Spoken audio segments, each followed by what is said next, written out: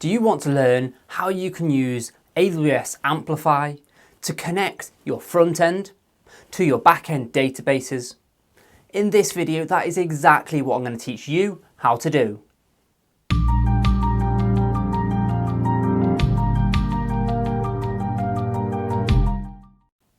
Hi guys, my name is Sam with Complete Coding, where our aim is to make you into the best developer that you can be. In this video, we'll be having a look at how we can use AWS Amplify inside our React app to allow us to access our database on the back end using GraphQL. There's a little bit of setup at the start, but then accessing your data becomes really easy. So now we're going to jump into the code and see how we can set all of this up. Now that we're in the code, we can start setting up our app to use Amplify to access a database through the API.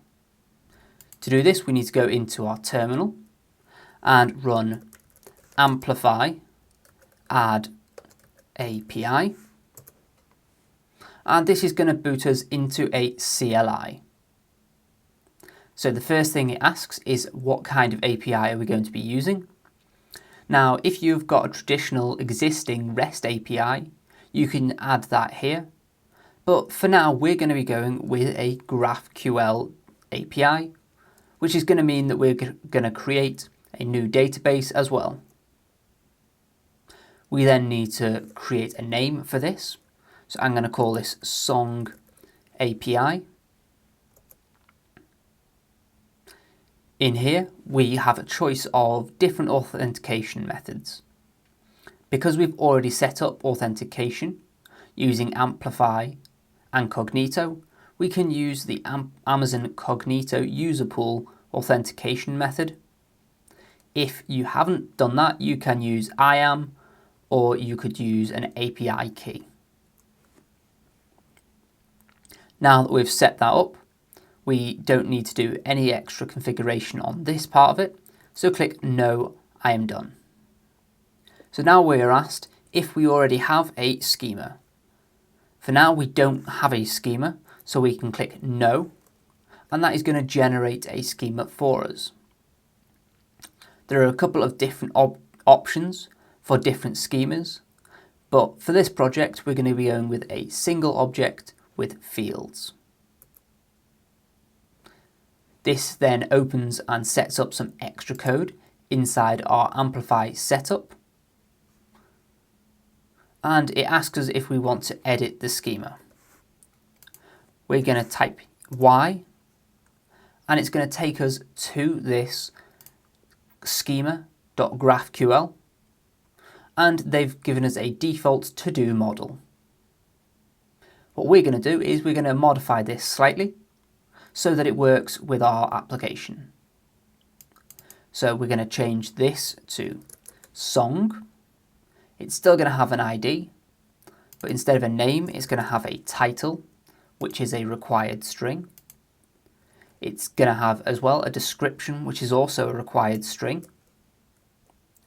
It needs a file path, and that is also going to be a string. It has a number of likes, and that is going to be an int.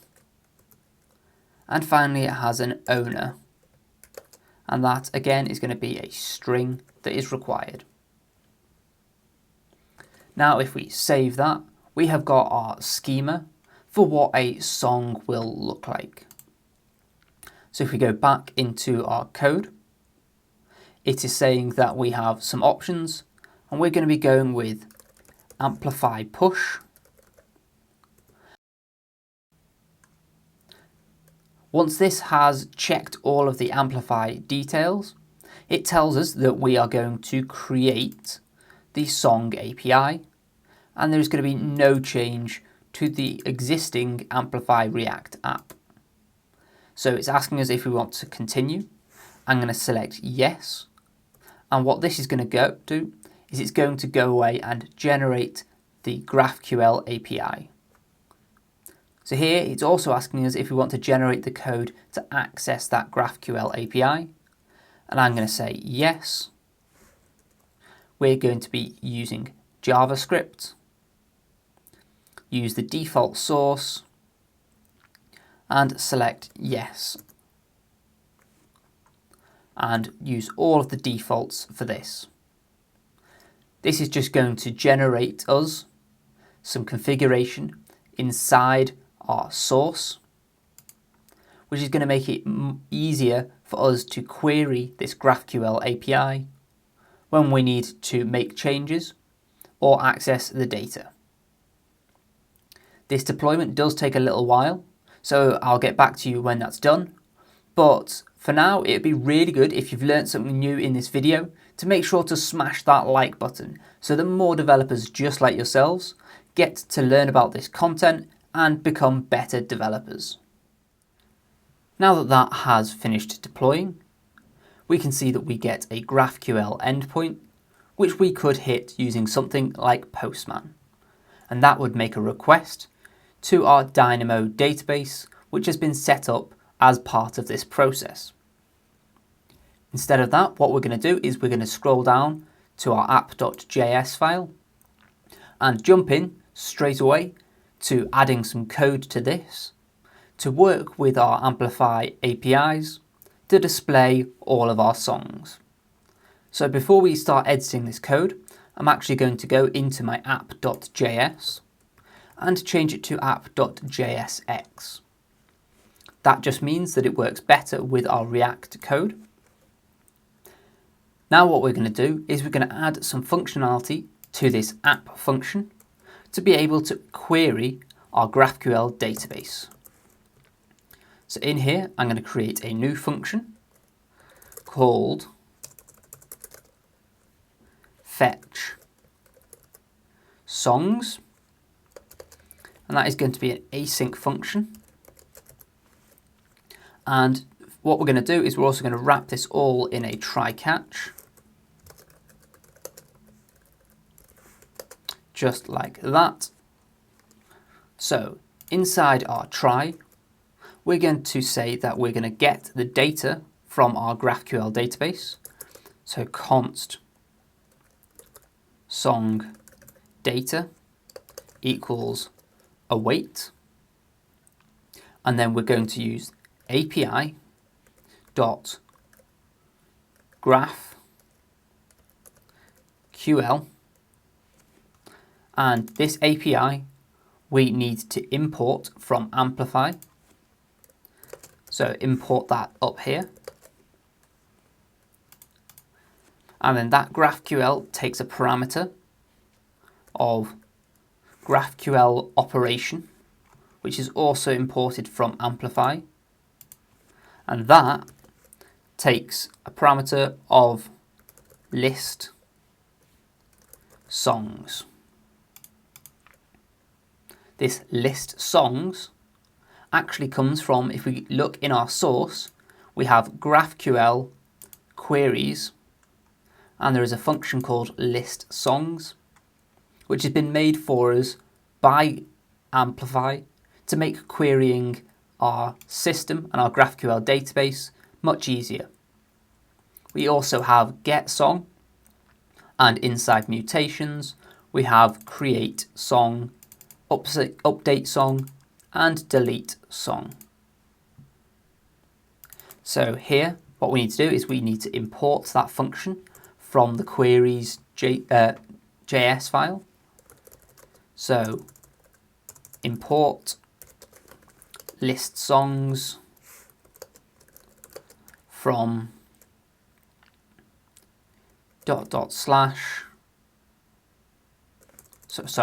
from ./GraphQL/queries, and that means that we're going to get back song data. Based on this song data, this is going to have some extra parameters, so we need to get just the list of items. So const song list equals song data dot data list songs items. After we've done that, what we can do is we can console.log out the song list, and that is where we'll see our data. And then we need to store these songs in our state. So at the top of our app, I'm going to add a new state for songs. So we have songs and set songs equals use state, and that is going to be an empty array to start with. Because we've got the song list here, we can then do set songs, passing in the song list, and that is going to update this state, which we can then use inside our app. Inside the error or the catch statement, if something goes wrong with this API query, or if one of these parameters doesn't exist, we need to catch that. So console.log and then a string of error on fetching songs, and then log out the error itself. Now that we have this, anytime this function gets called, it will get all of the songs from the database and it will put it into that song's state. This is great, but we now need to be able to trigger that. And we can use the use effect hook to trigger this once every time this app component is loaded. So use effect, and this takes a function, and that function is going to say fetch songs and call that. So if we left it just as this, every time this app component re-renders, it would recall this fetch songs. That fetch songs would then set the state of songs, which would cause a re-render, which would cause an infinite loop. To get around this, you can add an empty array as a second parameter to use effect, which says only use this once. Now that we have set this up, we can go into our terminal and run npm start. And what this is going to do is start our app, and we should be able to see, when this loads, us hitting our API and that all working. This takes a little bit of a time to spin up as the development of this is being built, and then we'll be able to see, once we've logged in, the access to our database. So if we now log in, so I've got an account with Sam at completecoding.io and paste in my password. What's going to happen is it's going to open this up. If I open up my inspector, I can see that we have a song list with an array of 0. This is because there aren't any data points in our database, so that's what we're going to do next. If we open up a new tab and go to AWS, what we can do is we can search for DynamoDB, and then just make sure you're in the right region for the account that you've set up. So we set ours up in London because that is where I am nearest to. So now we can go into tables, and we see we have this table called song and then a random set of parameters. What we can do is we can go into items and click create item. Now in here, we need to make sure this has all the parameters we need. So if we go back into our code and into the GraphQL schema, we can copy this And then below here, we can start creating our first object. So one thing we need to do is we need to make sure, because this is all JSON, that all of our keys are wrapped in double strings. And then we can start populating this JSON. So the first thing we need to do is add an ID. And for this, we can just enter some random characters. The title, I'm going to call this my first song. The description, a test song for our Amplify app. File path, at the moment we don't have one, so I'm just going to leave that as an empty string. Likes, I'm going to set that to have 4 likes. And the owner to be Sam Williams. As well as these default parameters, we need to add 2 extra parameters which are required for items in the database. The first one is created at, and that needs to be a ISO date string. So to generate that, if we go back into our browser and open up an inspector, we can write new date dot to ISO string, just like that, and that gets the ISO for right now.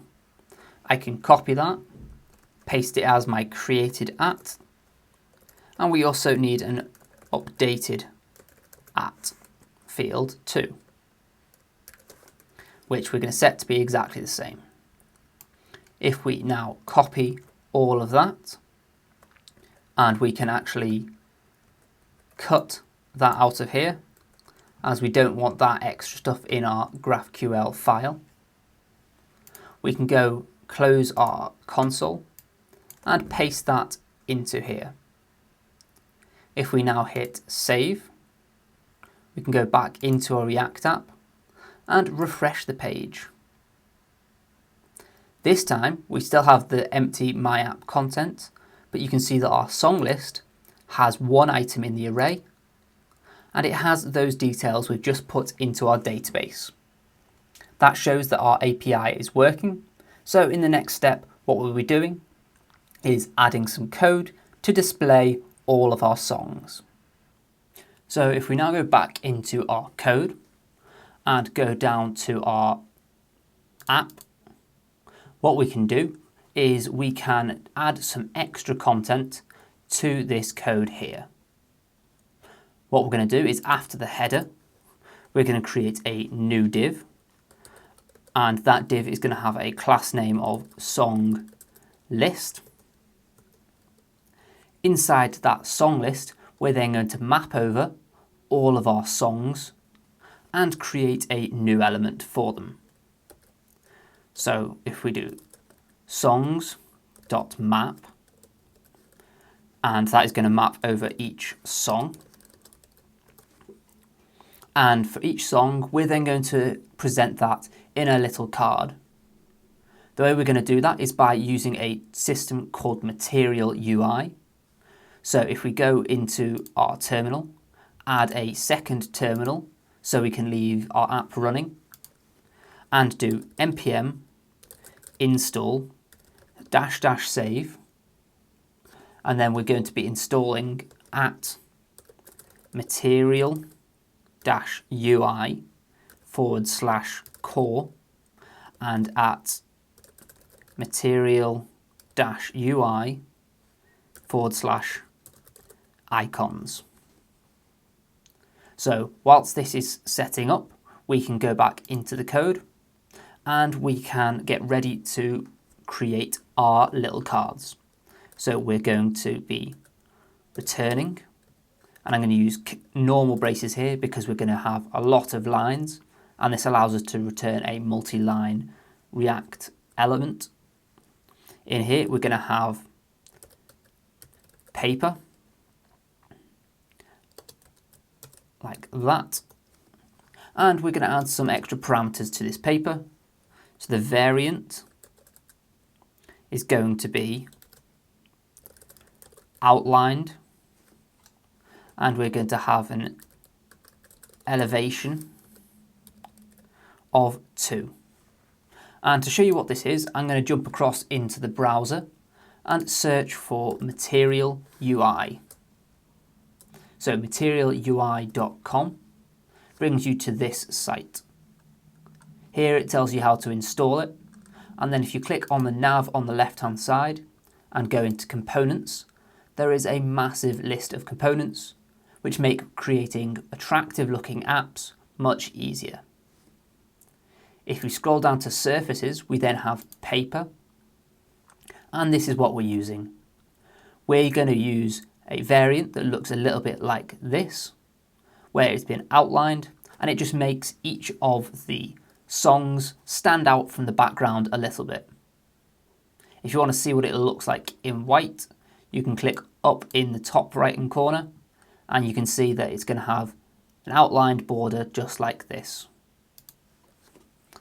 So if we head back into our code, we now need to import this mapper. And the way that you import it is in here. If you look inside the code, you can click that button and see that you can import paper from Material UI core paper. So I'm going to copy that, head back into the code, and paste that at the top. I'm going to reformat this slightly, so I'm going to destructure this paper off the core and save that. We now have our paper. So on this paper, we want to have a card. So it's going to be a div with song card. And inside this, the first thing we want is a play button. And the way we do that is we use an icon button, which again is another thing from Material UI. So if we scroll up and down in here, eventually we will find buttons. And in here, there's lots of different kinds of buttons. There are contained buttons, disable buttons, text buttons, but we're going to be looking for an icon button. So here we go. We have icon button, and then you can import an icon. So what I'm going to do is copy this and head over to my code again and paste that in and just line it all up. We then also need to import this icon button from Material UI core and go back down here. Obviously, as a play button, we want to change the delete to play. And instead of having a delete icon, we can go back into Material UI and look for the icons. So inside data display, there is a list of icons. And this has a table somewhere where we can select which of the icons we want to use.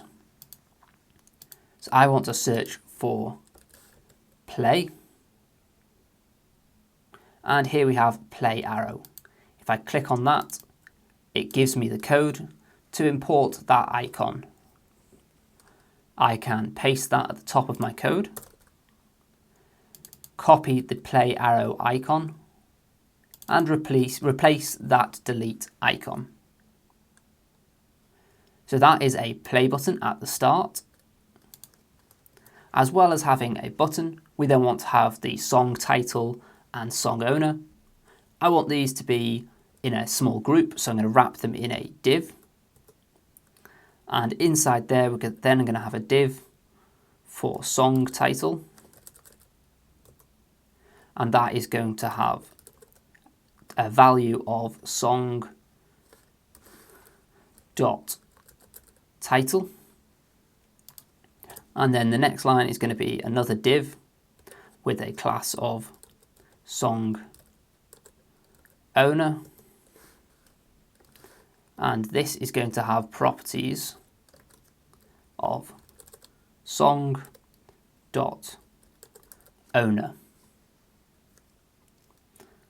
After the song title, I want to be able to allow our users to like a song. So I'm going to have another div, which is going to allow the people to like or see how many likes each given song has. We're going to use the icon button again, so I'm going to copy that. And this time, instead of it being a play, it's going to be like. So I need to find a different icon. Back inside our Material UI icons, we can search for like. Here we have favorite, which is the one I was looking for. So I can copy that, head back into our code, paste that at the top, and copy the icon name. I can then replace this second play icon with our favorite icon. The last thing I want inside this card is the description. So I'm going to create one last div and call it song description. And in here, I'm going to put the value of song.description and save that. Now that we all have this, and we've still got our node running, so if we go into our app, we have the header image, and then if we scroll down, we have the play button, My First Song by Sam Williams, a heart, and then the description. I'm going to make a slight modification to this like area, and then we need to restyle this so that it works a little bit better. The way that we're going to restyle this is in the like area, as well as having the button, we're also going to have the text of song.like and go back into our code. This will refresh, and now we see that it's got the heart symbol and the number of current likes. So in our app, that is all we need to do in terms of the React. But now we want to go into the app.css and change some things so that this app looks a lot nicer. The first thing I want to do is make the logo a little bit smaller. So change that to 10. I'm going to remove this logo spinner because we don't want a spinning logo. And then the main thing is reducing the height of the header from 100 view height, which is the whole page, which is why we had to scroll, down to 5 view height. We're also going to change the flex direction and remove that, so it now registers in a row. If we now scroll down, we can remove this keyframes, as this is relating to that rotation, and we can save this. Back in the app, it now looks a little bit better. It's not perfect, but it's definitely on the way. So now if we go back into our app, CSS, we want to add, so instead of justifying the content by center in the header, because as you saw, they're touching each other and that's not great, what we're going to do is we're going to change this to be space around. And if we save that, we now have these spread out, which looks much nicer. Now we can go down and add some styling for our card. So the first thing we want to do is set the song card to have some more styles. We want this to be display flex. We want to say that we're going to justify the content to be space around. And we want to put some padding on this. And I'm going to say maybe 5 pixels.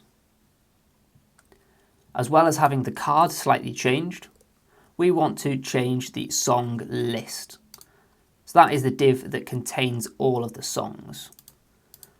So we want to say that the song list,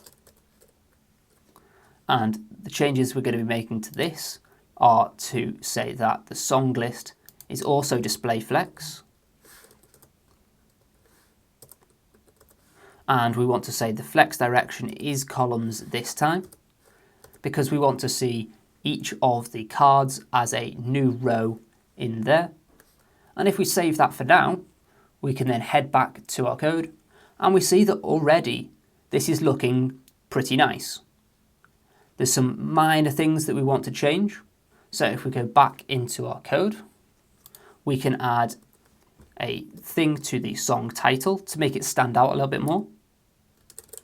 So song title font dash weight, and I'm going to go with bold. And now when we go back, we can see that my first song is in bold, and that looks a lot better. If we go back into our DynamoDB, into our table, and open this up, we can actually click on our previous item, actions and duplicate, and as long as we change the ID and save this, we'll now have two separate values. So in our app, when we refresh, we now get two different songs. So now that we are getting the data, we want to be able to update it. That means every time someone clicks on the like button, the number goes up here, but also in the database. To do that, we need to head over to our code, and if we find our like button, we can add an on-click for this button. So after this, we need to add an on-click,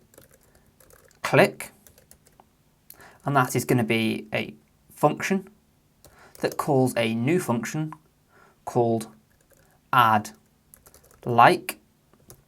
And here we also want to pass one extra thing in. We want to pass in the index of the song inside this list.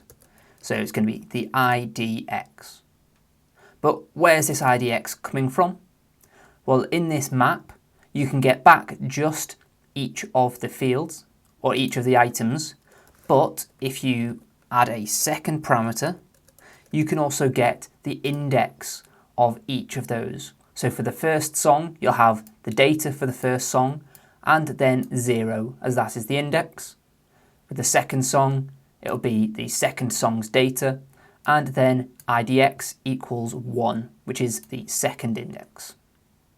Another thing we can do with this index is get rid of the error message we're getting saying that each child should have its own unique key. We can do that by adding a unique key to this paper element, which is going to be specific to each of the songs. So what I'm going to do is I'm going to add a new property of key, and in this key I'm going to use a template string and say that this is going to be song, and then input the index here. So IDX, just like that. And what that is going to do is it's going to mean that each of these children, which come out of this mapper, are going to be uniquely identifiable. This means that React has a better time of re-rendering, and it makes everything work that little bit better. Now what we need to do is create this add like function.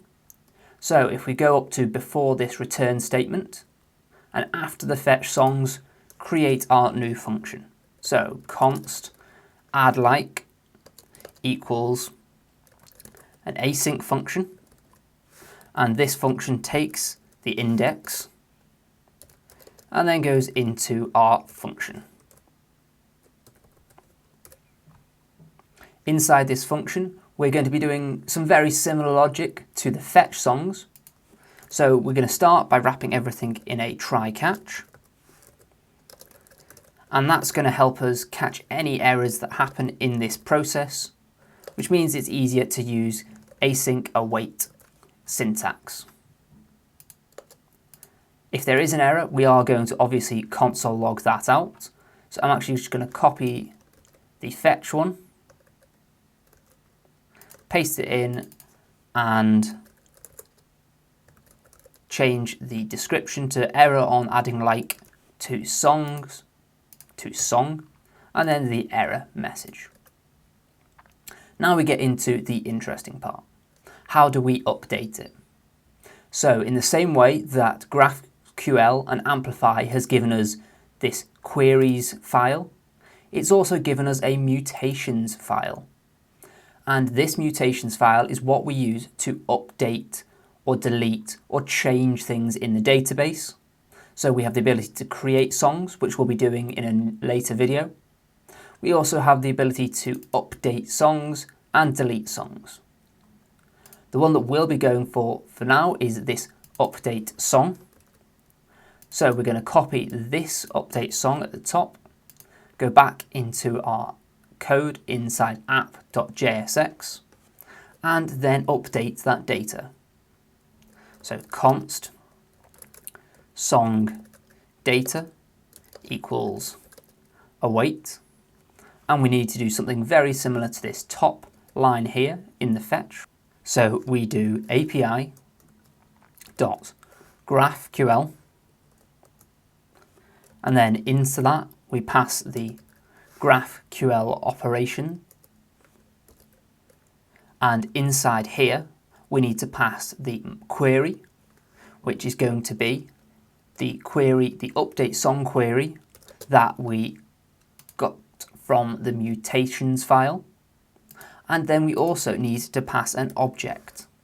And that object needs to contain an input, which is the data that we are going to update. So for us, the song data input is going to be the original song, but with an extra like. So what we need to do is first go back and get all of that data. So the song that we're going to be updating is going to be const song equals the list of songs, and then we're going to get that by the index. So that is why we're passing the index in here, so that we can get the exact song that we're working with. Now we can say that song.like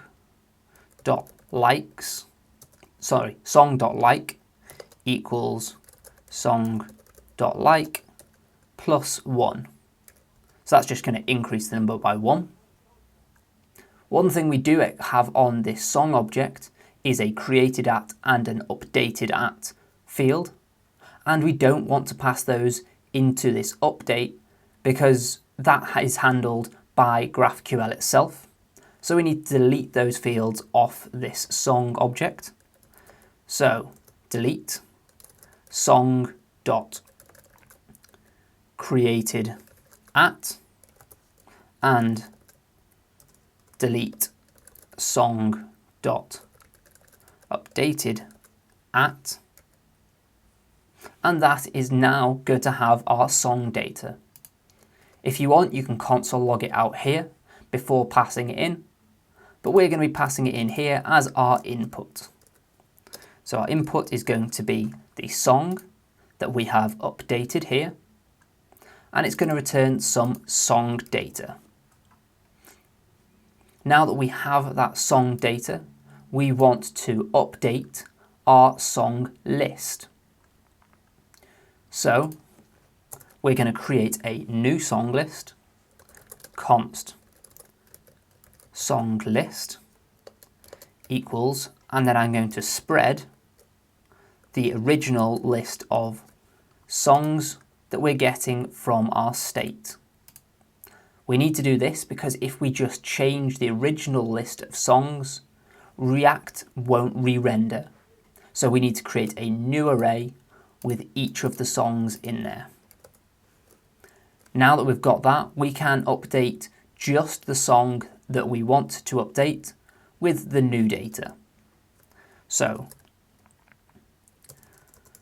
song list, square brackets, IDX, so that's going to say find me the nth item on this song list, and we're going to set it to be song data. And as we found in here, we also need to add some extra parameters before we actually get to our value. So it's going to be song data dot update song, and that is going to be the object that we have just updated. Now that we've changed that in our own internal song list, we want to set songs and pass up that new song list. So the last thing we need to do is actually import this songs from our mutations.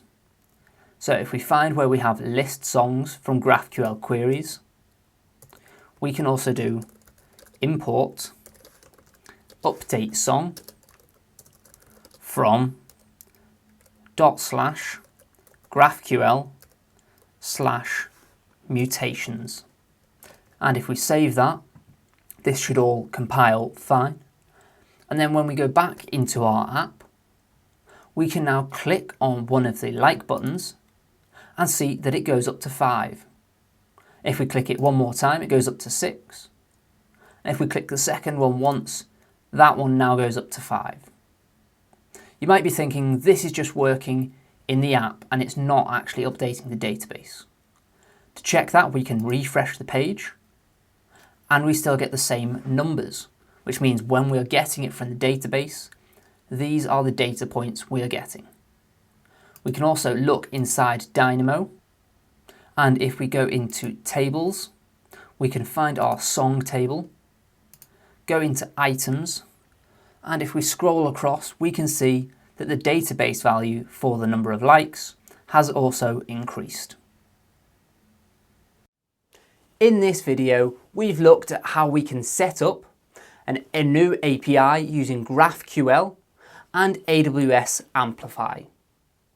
What this will do is it will connect your front-end React app to a DynamoDB database on AWS. This means you can have a single place for all your data and you can really easily access it, but also restrict access only to those people who have logged in to your app.